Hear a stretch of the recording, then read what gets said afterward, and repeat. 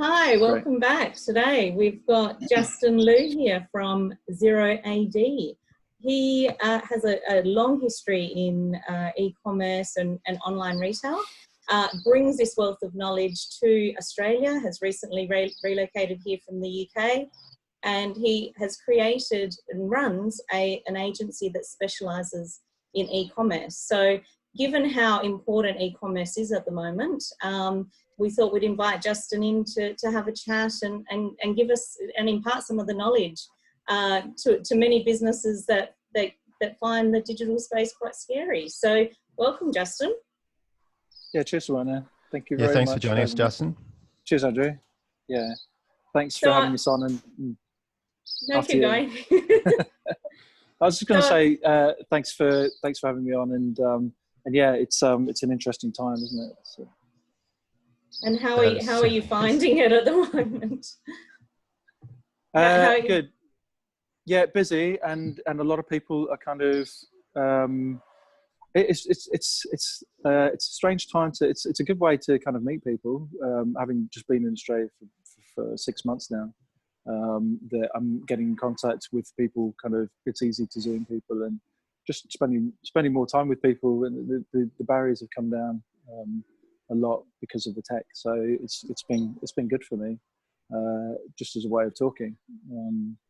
So yeah, and it's an emotional time as well, Yeah. and people are up against it, and it's tricky. So and we're kind of got a lot of family and stuff. A lot of my family are here, but Claire's family are in the UK, so we're kind of we're a little bit in both places at the same time, and because of the tech, we can be. So it's been good. Yeah, I mean, we're in the best spot in the world, aren't we? So. Yeah, we certainly are. And I guess luckily we have a lot of technology these days that is helping not only us to communicate with our families, but also with our clients, and to continue doing business.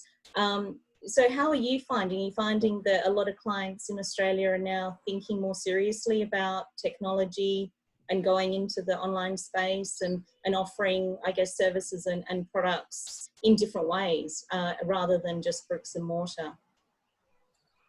Yeah, for sure. And I think a lot of people that are running businesses have, it's been on their radar, and whether they've done anything about it or not is kind of depending on how what the strategy's been. But yeah, this is definitely forcing.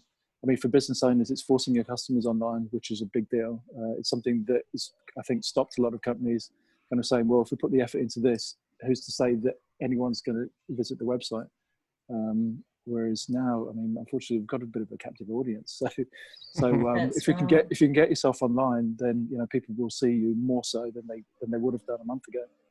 Totally, because we've got more time on our hands, and we're on our phones most of the day these days. That's it. Yeah. And Even when our wives are telling us not to. Yeah. Yeah, and the internet's a fickle place, so it's and it moves really fast. So I mean, I've talked about it before that the internet is in dog years, and things happen 4 times faster than they do in real life. So you're not too late ever, and you can always switch, and that's where the fickleness comes into it. YouTube, I think, started off as a dating website. So Oh, wow. you never know, and you can't really, you can't really, everyone's learning as they're going along. So there's no wrong or right way of doing anything, which is kind of pretty cool. Yeah. And how are you finding with businesses at the moment? Are you finding that they feel a bit like they've left it too late? They should have maybe moved their business online before, and now they're feeling a little bit scared and worried about how much it's going to cost and how long it takes, and just all those sort of questions around a space that is quite new and also quite daunting for a lot of people. Yeah, and I think you always feel as though you've missed out on something when you decide that you're going to do something new, and it doesn't really, like I said, it's not too late. And business owners are probably used to these types of things. You're always taking risks, and you're always on a knife edge, and you're always making decisions that could could be the make or break of you. So yeah, now as much as any time, it's worth kind of looking at what your options are online. Yeah. Yeah, So for sure. So on that, what would be your sort of top tips on sort of getting either a website or an e-commerce sort of website that's easy to set up, to put your products on, to get to the customer, or get at least the products ready for you to ship or to deliver?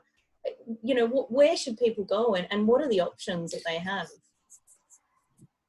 Yeah, well, I mean, doing websites is pretty much one of the most long-standing documented things on the internet, because the geeks that set it up in the first place always ran blogs and talked about how to build websites. So it's not a cop-out. If you Google it, you will find it. So, but yeah, I mean, I think start off small and start off with the things that are achievable for you.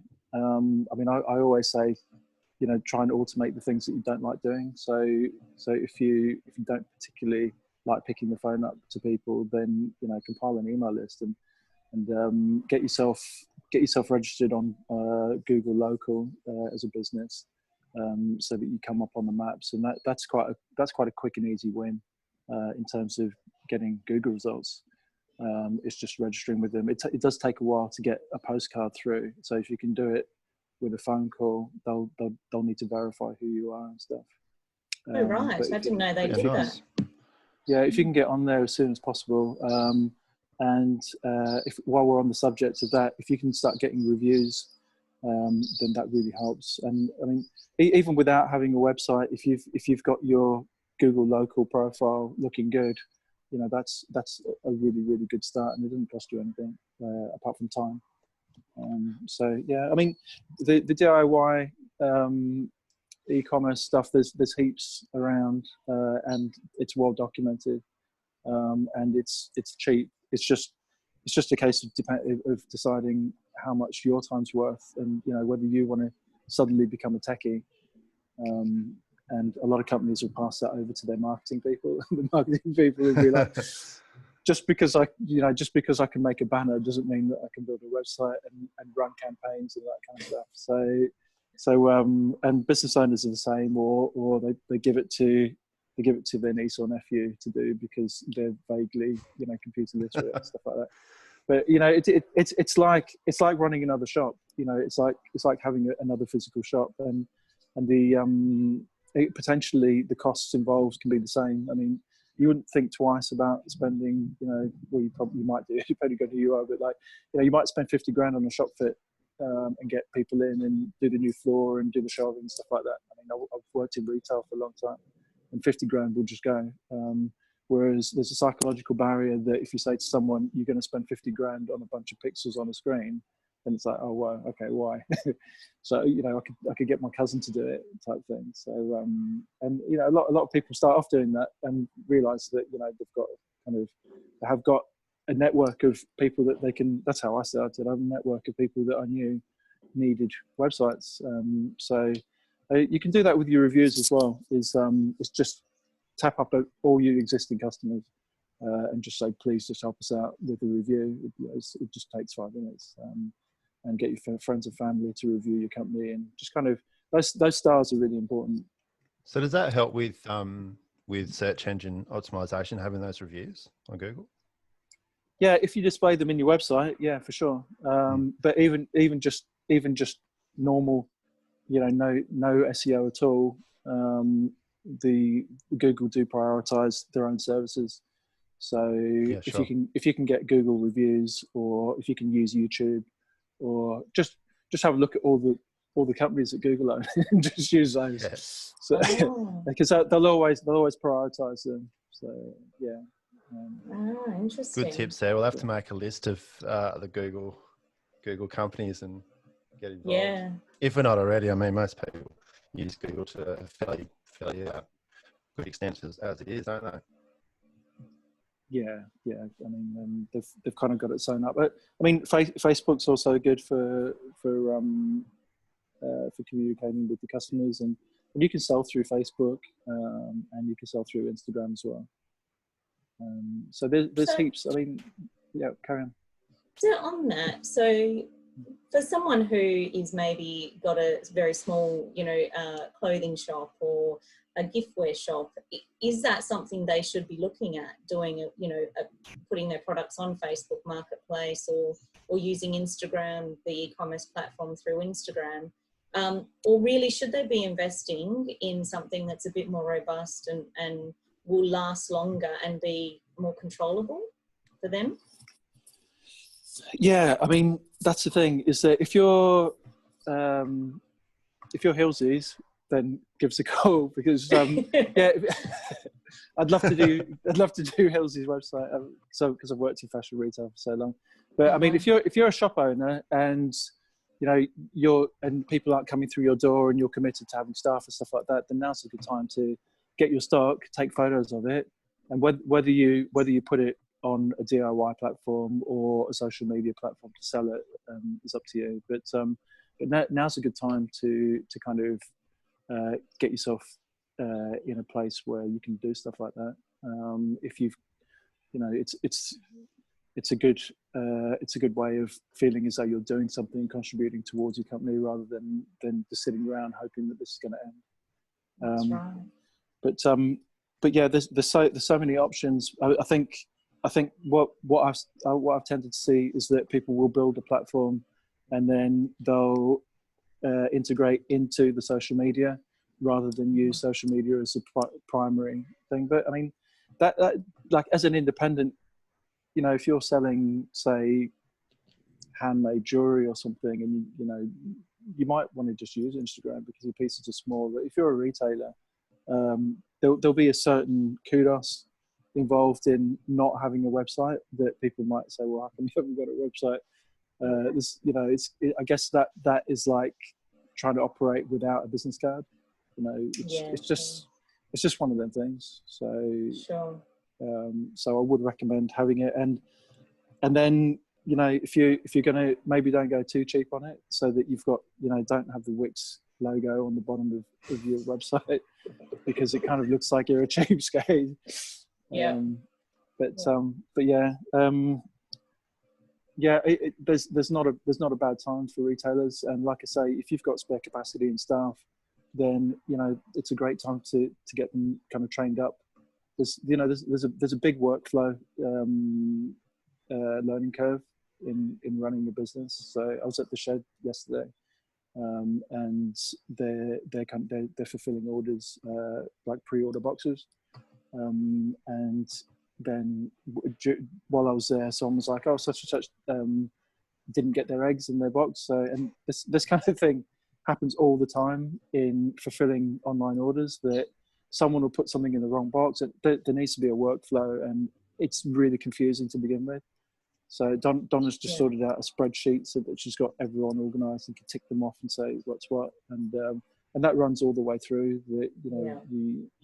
To the point where, I mean, eventually you might be scanning stuff as you put it in the box, and you have someone that will check it, and then there's Zendesk. So you've got so many inquiries coming from different, like Chris was saying, that I've put it out there, please email me your orders. Next thing you know, there's a text message, then there's a Facebook message. I know. Like, oh, God. So many forms of communication available. There's so many that how do you deal with that? So, but there are, I mean, these problems have been solved by people, and but what you'll find as you kind of dig deeper is that there's 1,000,001 third-party services, and they all charge about $30 a month. And you think, oh yeah, that's great, that's cheap, I'll get that because that's $1 a day. But when you've got 20, 30 of these services, then it adds up, and you're thinking, where did all that money go? So you've got to choose wisely, but they're fickle as well. So if you sign up to something, you can usually duck out of it if it's not working for you. And monthly subscriptions as opposed to yearly. Yeah, that's a good tip. Is especially kind of, if you're not sure about it, you might get a discount paying for a year, but it might not be worth it. Yeah. Yeah, what you touched on there about the stock, I think if you are in the consumer market, so business to consumer, it must just be so tricky to work that out for someone who doesn't understand e-commerce, or, you know, obviously there are specialists like yourself who do that. But I can imagine people might go into your website and buy your stock, and then you've got to work out how much you've got left, you know, how much more you've got to order in, and manage all that. And there's a lot involved. It's not that easy. It's not easy, but it's like another shop. So you just have to think of it as that, and don't take on too much. I mean, if business owners probably started off as a one-man band, and like that's how potentially it could be if you're going to do your own website. Is that you're going to be, if it was a bricks and mortar, you're going to be putting those shelves up. You're going to be painting the floor, or not painting the floor, but painting the walls. You're going to be sealing the floor. You're going to be cleaning the toilets. You're going to be doing this. You're going to be setting up the till system. So, you know, I guess delegate. I mean, it's easy for me to say because I'm the person you might delegate to, but like delegate the tasks out to experts if you're up against it. If you've got all the time in the world, or you know, you haven't got any money whatsoever and you've just got heaps of time, then look into it yourself and do it yourself. Because eventually, when you do get big enough to farm out the work, then it's going to be handy for you to know what's involved anyway, so that you don't get taken for a ride by someone who promises you SEO or, you know, top results or whatever. You know, it's good to have some basic knowledge. Yeah, it's a good point. So that you don't get ripped off in the future. No one likes getting ripped off. No. No, and it's easy because you can easily just go to a website, think, oh, this looks great, you know, and then pay the money, and then nothing happens after. And it turns out the people are on the other side of the world, and you know, what do you do? So trust is a massive issue. Which is why reviews have all, you know, have been like the benchmark, even since eBay. Reviews are so important because trust is everything. So. Yeah, well, you wouldn't buy something on eBay without a pretty high percentage review, would you? So yeah, it's a good point. But we all have. So, free watch. Yeah, I'll have a go at that. Oh geez, and secure that reminded, free watch thing reminded me. Sorry to interrupt. Is that internet fraud is it seems as though over the years the customers have always thought, I don't want to deal with this company because I don't know whether they're legit or not. It turns out that it's the customers that are the dodgy ones, not the companies. The companies have like spent time usually to, you know, I'm going opposite to what I've just said, but the security issue is mainly with customers using fraudulent cards. It's not with the company that you've given the money to. So I haven't got any statistical backup, but why I said that was because early days for Wellgosh, the company that I've done most of my work with, the frauds always threw in a watch, and we don't know why, but they put a fraudulent order in for a pair of jeans and whatever, and then there'd be a Casio G-Shock on the order. So that was our early fraud monitoring, was did they order a watch? and if they did, then we'd investigate. It was so weird. it was really odd. Like still haven't got my watch. Well, you know. So fun. So yeah, the free watch theory is like was one of our major security kind of filters back in the day. So yeah. Once you do get your online presence up and running with your e-commerce shop there, Justin, saying online it's pretty challenging these days. You know, there's a lot of noise out there. What are some of the I guess effective ways to reach your audience without spending a major fortune? I think it sounds weird, but like to spend as much time offline as you can, and just pick the phone. I mean, one of the questions that Simona sent me earlier was what piece of software would you recommend to people, and I was thinking about it, but the most successful piece of software that I think out there is WhatsApp, and Wow. the amount of business that happens on WhatsApp I've seen is amazing, because you're just making, you're talking to people. It's just a case of talking to people and keeping in touch with people. Don't go quiet. And I think that works more than anything. And So so, do you mean to like reach potential clients or audiences through direct messaging? well, if you're struggling and you're just setting up, then you need to tap up all the people you already know.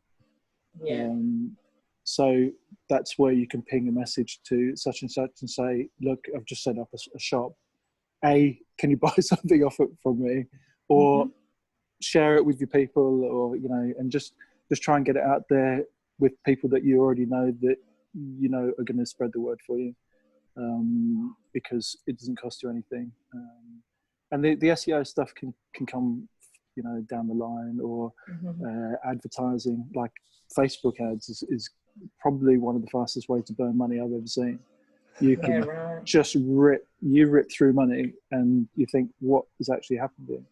So, but I've seen campaigns work really well. So it's just a case of knowing your audience and knowing how much you want to spend and how much it's actually worth to you. I mean, I've always kind of, going back to the offline thing, I think some of the campaigns that we've had with Wild Rush would have been better just throwing a big party, spending the money on that, because because it just, the experience that you give people is worth, more. Something tangible is worth more. And I've seen competitions where, they've given away a gardening glove and they've had thousands of entries, and that it's cost them $10.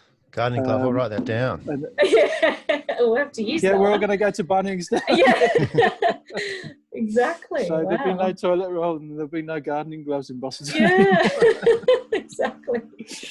So, but yeah, competitions. Everyone loves competitions. So that's another tip, to try and get yourself like a quick following. Is just put it out there. And one of the ones that I saw that was the best one I've ever seen was about 12 years ago. It's a company called End Clothing.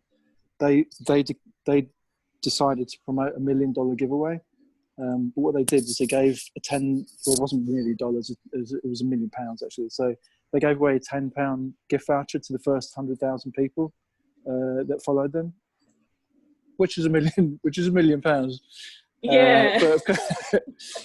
But I mean, they jumped up, by tens of thousands during that campaign. It was just, I mean, they're sitting on, I think, 3 million followers on Instagram alone now. So wow.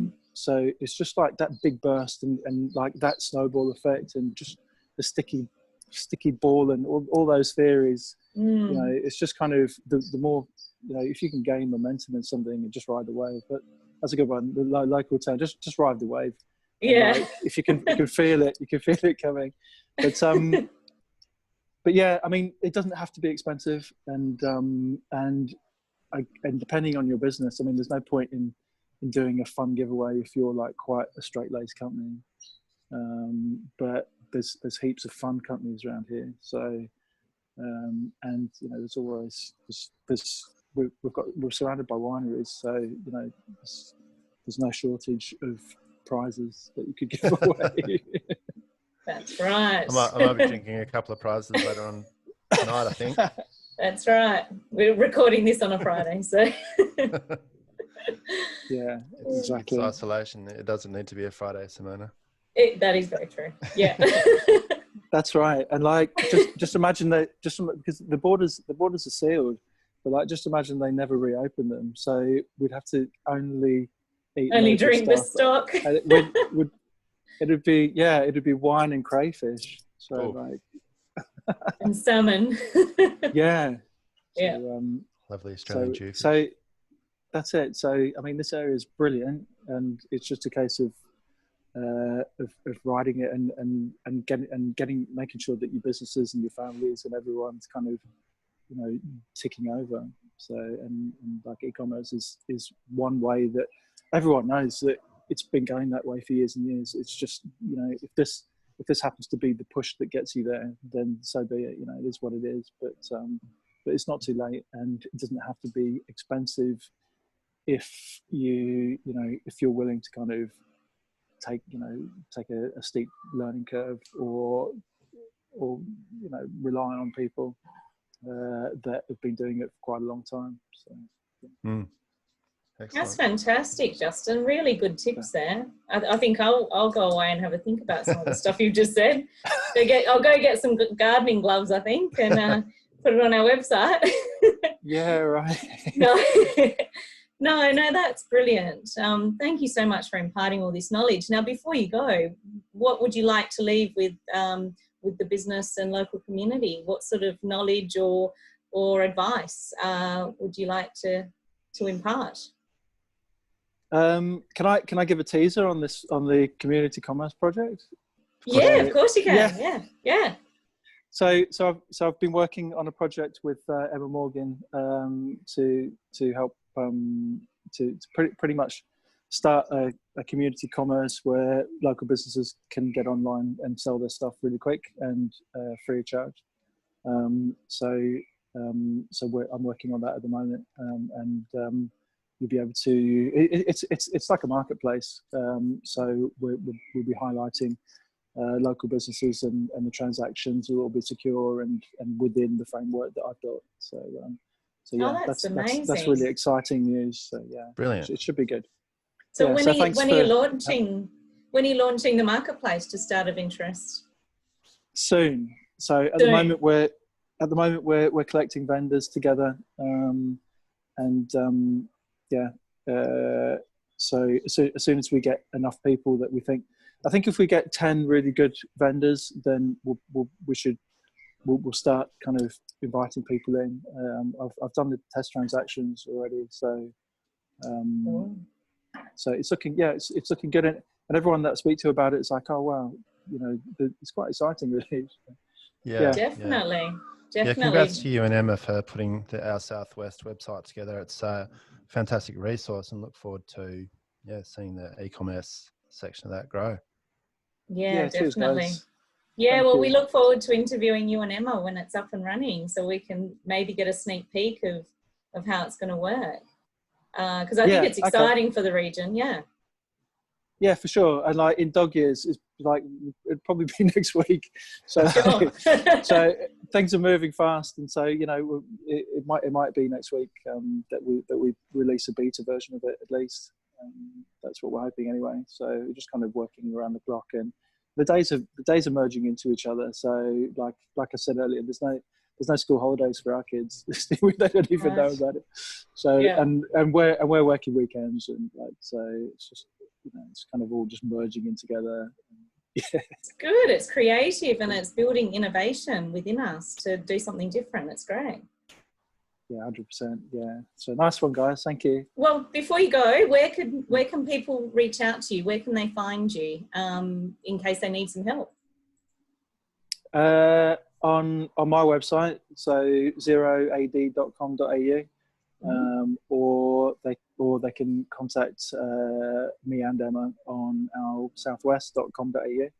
Perfect. Or I'm on LinkedIn, Justin V. Liu on LinkedIn. So yeah, just ping me, and if I can answer it, and it doesn't cost me anything to answer a question. Yeah, the answer might be no, but so no, it costs me anything. So, but yeah, and it's a great opportunity for us to meet people because we're newbies in the area. So yeah, do it. Good. Yeah. Good luck with it, Justin. Thanks very much. Cheers, Andrew. Coming on. Good luck. Thanks you so much for your time. Thanks, guys. Cheers, guys. See ya. Right, we'll catch up. Bye. Thanks, Justin.